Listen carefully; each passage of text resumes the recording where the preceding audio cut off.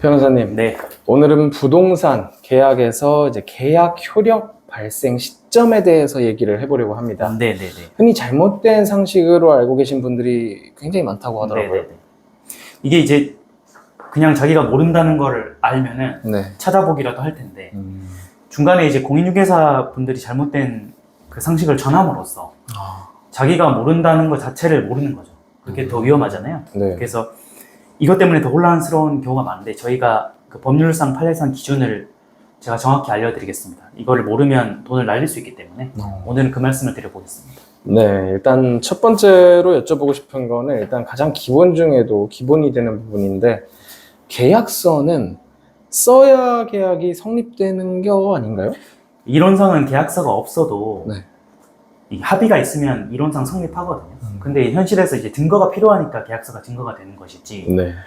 계약서가 없다고 해서 계약이 성립하지 않는 건 아니에요. 예컨대 뭐 이따가 또 여쭤보시겠지만 계약서가 아니라 다른 증거가 있다. 네. 뭐 문자 카톡이 있는데 그게 계약서에 버금갈 만큼 구체적이고 특정되어 있다. 라고 하면은 계약서가 없어도 계약은 성립하는 거죠. 다만 현실에서 우리가 계약서를 제외하고 어떤 유효한 증거를 찾기가 힘들기 때문에 네. 현실에서는 이제 계약서가 있어야만 계약이 성립한다 라고 하는 건 맞는데요. 이게 이제 구별하는 게 왜 필요하냐면 계약서가 없는데도 분쟁이 일어나는 경우가 많이 있어요. 그래서 꼭 이게 이제 이론과 현실이 다르다는 건 알고는 계셔야 된다. 이겁니다. 그럼 방금 말씀해 주신 대로 계약서를 쓰지 않은 상태에서 다른 증거가 있다면 그럼 어떻게 되는 건가요? 그러니까 이제 그 계약서라는 형식을 취하지 않아도 그 상호 간에 구체적이고 명확한 증거가 있다면 그거가 이제 계약서의 대체 역할을 하는 거죠. 그럴 때도 이제 당연히 계약이 성립하는 거고요. 구두계약도 이론상은 우리나라에서 당연히 성립합니다. 그럼 이번에는 많은 분들이 좀 긴가민가 하는 부분에 대해서 얘기를 해보려고 하는데요. 계약금은 지급해야 계약이 성립하는 거 아닌가요? 그러니까 이게 이제 공인중개사 분들도 계약금을 안 주면 계약이 안 되기 때문에 빨리 입금해라 이런 분들이 있거든요. 네. 근데 이게 좀 잘못 알고 계신 거예요. 그러니까 제가 말씀드렸지만 구두 계약이든 계약서만 있는 계약이든 간에 계약금과 무관하게 서명을 하거나 합의를 하면 성립하는 거예요. 그래서 계약금을 준다고 해서 성립하고 계약금을 안 준다고 해서 성립하지 않고 이건 아니거든요. 네. 우리가 민법상 낙성계약이라고 해가지고 합의만 있으면 성립하는 거고요. 다만 계약금이라는 거는 합의 이후에 그냥 계약이 이행이 되는 거죠. 변호사님께서 방금 낙성 계약에 대해서 간단하게 말씀을 해주셨는데, 일반 계약과 그럼 계약금 계약은 어떤 차이가 있는 건가요? 그 방금 말씀하신 질문의 표현이 다른 건데요. 네. 계약금 계약하고 일반 계약이 다르거든요. 이 두 가지가 현실에서는 하나로 보이는데 실제 뜯어보면 두 가지예요. 그래서 낙성 계약은 말 그대로 이제 합의만 있으면 성립하는 계약을 낙성 계약이라고 하고, 계약금 계약은 요물 계약이라고 해가지고 구체적으로 계약금을 줘야만 성립하는 계약이거든요. 이게 두 가지가 달라요.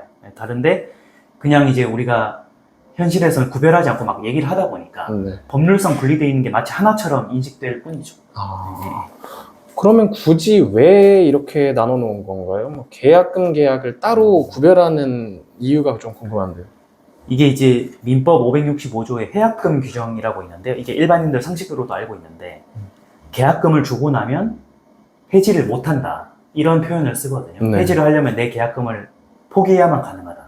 그리고 계약금을 받았던 상대방은 2배를 줘야만 가능하다. 이게 이제 배액배상이라고 하거든요. 네. 그래서 이 배액배상과 계약금 포기 규정이 민법 565조에 있기 때문에 마치 계약금이 줘야만 성립하는 것처럼 착각하지만 실제 계약 성립은 사인할 때 이미 성립을 하고요. 두 번째로 말씀드렸던 계약금 계약이 해지와 관련돼 있기 때문에 그런 거예요. 그래서 정리하면은 일반 계약은 그 서명이나 합의와 동시에 성립하나 계약금 계약은 요물 계약으로서 계약금 지급을 요건으로 하기 때문에 계약금을 주고 나면 이게 해약금 역할을 함으로써 사실상 일반 계약과 분리되는 또 다른 계약이 탄생하는 거다. 이렇게 알고 계시면 됩니다. 그렇군요. 그러면 마지막으로 한번 또 여쭤보겠습니다. 계약서는 서명을 했습니다. 네네. 근데 계약금은 지급하기 전입니다. 이거 해지할 수 있나요? 보통은 계약서를 쓰는 날 계약금을 입금하거든요. 그래서 계약서를 서명하고 계약금을 주기까지 시간 격차가 없는 경우가 많아요. 근데 금액이 큰 거, 예컨대 뭐 부동산 전부 가격 30억인데 계약금 10%면 3억이잖아요. 그러면 빨리 물건을 내가 잡아두고 싶어서 계약서는 미리 쓰고 싶은데 계약금 마련은 조금 이따가 되는 경우. 이럴 때는 계약서 서명일자랑 계약금 지급일자가 분리되거든요. 네. 그러면 나는 계약금을 주지 않았으니까 해지할 수 있냐? 이건 안 돼요. 왜냐하면 아까 제가 말씀드렸지만 일반 계약과 계약금 계약은 다르기 때문에 계약서에 서명하는 순간 계약이 성립해버리거든요. 그래서 설령 계약금을 나중에 준다 하더라도 서명을 해버리고 나면 상대방이 잘못하지 않는 이상 해지할 수 없다. 만약 본인이 정말 단순 변심으로 해지하려면 결국에는 나중에 계약금 입금하고 나서 그걸 포기하는 것밖에 방법이 없다. 이렇게 알고 계시면